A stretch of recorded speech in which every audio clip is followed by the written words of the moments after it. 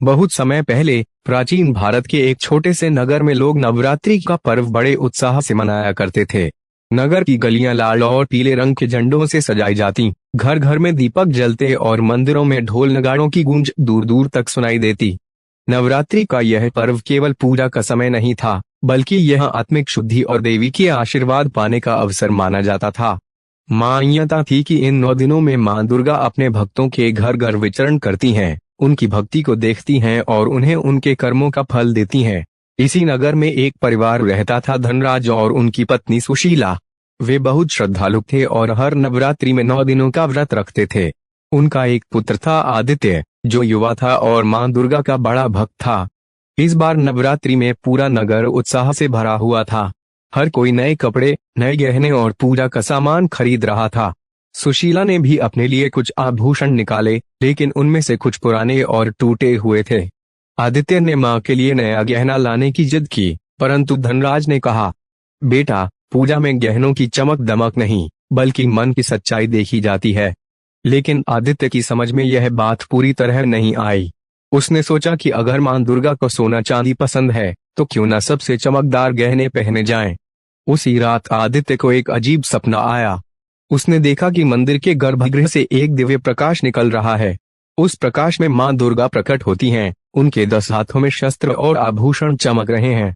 मां की आवाज गूंजी, देश, हे बालक, नवरात्रि का पर्व केवल बाहरी आभूषणों का नहीं, बल्कि भीतर की पवित्रता का है। याद रखो, कुछ गहने ऐसे हैं जिन्हें नवरात्रि में पहनना वर्जित है। यदि भक्त गलती से भी उन्हें धारण कर ले, तो उनकी पूजा निष्फल हो सकती है। नवरात्रि की कथा भाग 2, गहनों के रहस्य। सुबह जब आदित्य ने अपने स्वप्न की बात माता पिता को बताई, तो धनराज और सुशीला गंभीर हो गए। वे समझ गए कि यह कोई साधारण सपना नहीं, बल्कि स्वयं मां दुर्गा का संकेत था। उस दिन नगर के मंदिर में आचार्य पंडित हरिदास कथा सुना रहे थे। आदित्य भी वहां पहुंचा। कथा के बीच आचार्य जी ने कहा, देश, भक्तजनों, नवरात्रि के पावन दिनों में शुद्ध आचरण और पवित्र वस्त्र आभूषण धारण करना अत्यंत आवश्यक है। परंतु 3 प्रकार के गहने ऐसे हैं जिन्हें भूलकर भी धारण नहीं करना चाहिए। यह नियम केवल लोकमान्यता नहीं, बल्कि धर्मशास्त्रों में वर्णित है। 1. चमड़े के गहने या अलंकरण। आचार्य जी बोले, डैश, चमड़ा मृत जीवों से प्राप्त होता है। यह अपवित्र माना जाता है। देवी की पूजा जीवन, शक्ति और सृजन का उत्सव है।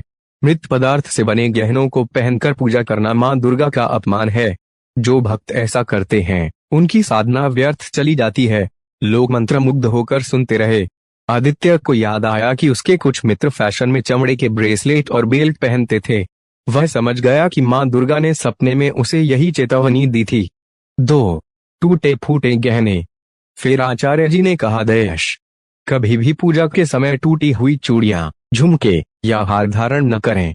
टूटा हुआ गहना दुर्भाग्य और दरिद्रता का प्रतीक है। यह मां दुर्गा को दर्शाता है कि भक्त अपने जीवन और श्रद्धा में लापरवाह है। देवी को सच्ची भक्ति प्रिय है, न कि लापरवाही। यह सुनकर सुशीला को अपने पुराने टूटे हुए कंगन याद आ गए। उसने निश्चय किया कि अब वे केवल साफ सुथरे और पवित्र गहने ही पहनेगी। 3. लोहे के गहने। अंत में आचार्य जी ने गंभीर स्वर में कहा, देश, लोहे का संबंध शनि और नकारात्मक ऊर्जा से होता है। नवरात्रि में लोहा धारण करना मां दुर्गा की कृपा को कम कर देता है। इस समय सोना, चांदी, तांबा या पीतल के गहने सबसे शुभ माने गए हैं। लोहे के गहने धारण करने वाला व्यक्ति अनजाने में शनि की छाया को आमंत्रित करता है, जिससे पूजा का फल घट जाता है। आचार्य जी की बातों ने आदित्य के मन में गहरी छाप छोड़ी। उसे लगा जैसे मां दुर्गा स्वयं पंडित जी के माध्यम से वही बातें दोहरा रही हों, जो उसने अपने स्वप्न में सुनी थीं। दाइश कथा का प्रवाह जारी रहेगा। अगले भाग 3 में मैं लिखूंगा कि कैसे नगर के कुछ लोग इन नियमों को अनदेखा करते हैं और फिर उनके जीवन में विपत्ति आती है। उसी से कहानी लंबी और रोमांचक बनेगी और शिक्षा भी गहरी होगी। क्या मैं अब भाग 3, लोगों की भूल और उसका परिणाम, शुरू करूं? नवरात्रि की कथा भाग 3, लोगों की भूल और उसका परिणाम। नगर में नवरात्रि की धूम थी। हर घर सजाया गया था। मंदिरों में भजन कीर्तन हो रहे थे। परंतु हरिदास आचार्य की चेतावनी के बावजूद कुछ लोग नियमों की अनदेखी कर रहे थे। पहला प्रसंग, चमड़े का कड़ा पहनने वाला युवक। नगर में विक्रम नाम का एक युवक था। वह अमीर घराने से था और हमेशा फैशन के पीछे भागता था। उसे विदेशी चीजें बहुत पसंद थीं। नवरात्रि के पहले दिन उसने नया चमड़े का कड़ा और बेल्ट पहनकर गरबा खेलने का निश्चय किया। उसकी मां ने समझाया, दयश बेटा, चमड़े की वस्तु अपवित्र है, देवी पूजा के समय इसे मत पहन। परंतु विक्रम ने हंसते हुए कहा, दयश मां, ये सब अंधविश्वास है, देवी को इससे क्या फर्क पड़ेगा, असली बात तो मेरे मन की है। उस रात जब गरबा चल रहा था, अचानक विक्रम का पैर फिसला और वह गिर पड़ा। उसके हाथ में गहरा घाव हो गया। वैद्य ने कहा कि यह साधारण चोट नहीं, बल्कि अशुभ संकेत है। नगरवासी आपस में कानाफूसी करने लगे कि यह उसी चमड़े के गहने का फल है। दूसरा प्रसंग, टूटे गहने पहनने वाली महिला। नगर की एक स्त्री थी, लक्ष्मीबाई। वह थोड़ी लालची स्वभाव की थी और पुराने गहने ही पहनती रहती थी। उसके पास टूटी हुई चूड़ियां और झुमके थे। नवरात्रि की सप्तमी के दिन उसने वही टूटी चूड़ियां पहनकर मां की आरती में भाग लिया। आरती के समय अचानक उसकी चूड़ियां टूटकर जमीन पर बिखर गईं। उसी क्षण मंदिर की दीपशिखा बुझ गई। पूरा वातावरण स्तब्ध हो गया। पंडित हरिदास ने गंभीर स्वर में कहा, दयश मां दुर्गा का स्पष्ट संकेत है कि पूजा में अपवित्र वस्त्र गहने नहीं लाए जाने चाहिए। लक्ष्मीबाई की आंखों में आंसू आ गए। उसने सभी के सामने क्षमा मांगी और प्रण किया कि आगे से वे टूटी वस्तुओं को कभी नहीं पहनेगी। तीसरा प्रसंग, लोहे की अंगूठी पहनने वाला व्यापारी। नगर का एक व्यापारी था, भानु सेठ। वह लोहे के व्यापार में था और हमेशा लोहे की अंगूठी पहनता था। जब लोगों ने उसे चिताया कि नवरात्रि में लोहे के गहने वर्जित हैं, तो उसने अभिमान से कहा, दयश मैं लोहे के बिना रह ही नहीं सकता, यही मेरा व्यापार है और यही मेरा सौभाग्य। लेकिन अष्टमी के दिन उसकी दुकान में आग लग गई। उसका बहुत सा माल जलकर खाक हो गया। लोग कहने लगे, डैश भानुसेठ ने देवी की आज्ञा का अनादर किया, इसीलिए यह विपत्ति आई। भानुसेठ को भी अपने अभिमान पर पछतावा हुआ। उसने लोहे की अंगूठी उतार दी और मां दुर्गा से क्षमा मांगते हुए तांबे का कड़ा धारण कर लिया। डैश इन घटनाओं को देखकर आदित्य और नगरवासी गहरे चिंतन में पड़ गए। सबने समझ लिया कि नवरात्रि में गहनों के नियम केवल परंपरा नहीं, बल्कि मां दुर्गा की दिव्य व्यवस्था है। नवरात्रि की कथा भाग 4, मां दुर्गा का प्रकट होना। नगरवासियों ने जब विक्रम, लक्ष्मीबाई और भानुसेठ की घटनाएं देखीं, तो उनके हृदय में भय और भक्ति दोनों उमड़ पड़े। सबने निश्चय किया कि अब वे नवरात्रि की पूजा और अधिक श्रद्धा से करेंगे और किसी भी नियम की अवहेलना नहीं करेंगे। उस रात अष्टमी की आरती विशेष रूप से भव्य थी। मंदिर में सैकड़ों दीपक जल रहे थे, घंटों की ध्वनि आकाश तक पहुंच रही थी और भक्त जय माता दी के जयकारे लगा रहे थे। इसी बीच अचानक गर्भगृह से एक दिव्य प्रकाश फूटा। वह प्रकाश इतना तेज था कि सबकी आंखें चौंधी आ गईं। धीरे धीरे उस प्रकाश से एक अलौकिक स्वरूप प्रकट हुआ। मां दुर्गा स्वयं प्रकट हो चुकी थीं। उनके 10 हाथों में शस्त्र और कमल थे। उनके चेहरे से मातृत्व और तेज झलक रहा था। उनके मुकुट से तेज की किरणें निकलकर पूरे मंदिर को आलोकित कर रही थीं। सभी भक्त भूमि पर गिर पड़े। कोई आंसू बहा रहा था, कोई हाथ जोड़कर जय अम्बे गौरी गा रहा था। मां दुर्गा का उपदेश। मां दुर्गा ने करुणा भरे स्वर में कहा, दयश हे भक्तों, नवरात्रि केवल उत्सव नहीं है, यह आत्मशुद्धि का पर्व है।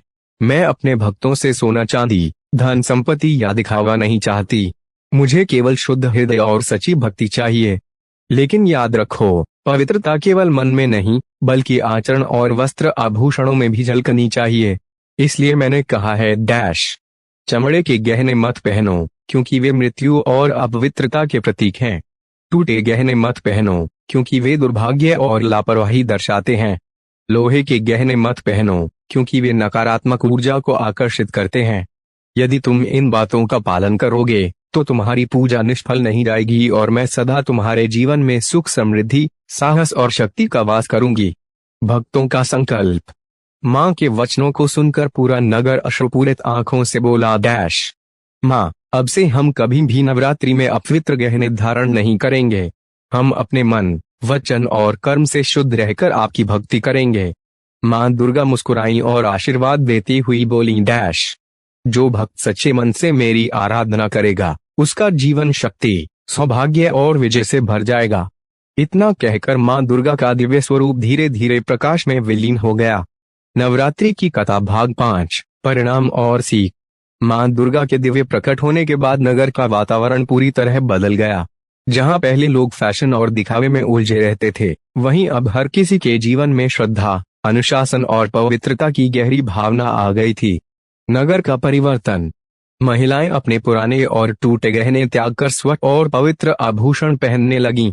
युवाओं ने चमड़े के ब्रेसलेट और बेल्ट छोड़ दिए और उनके स्थान पर लाल धागे या चांदी की पायल पहनने लगे। व्यापारी भी लोहे की अंगूठियों के स्थान पर तांबे और चांदी के कड़े धारण करने लगे। नगर के मंदिरों में अब और अधिक भीड़ होने लगी। लोग भक्ति में डूबकर भजन गाने लगे और हर घर से देवी मां के जयकारे गूंजने लगे। आदित्य की सीख।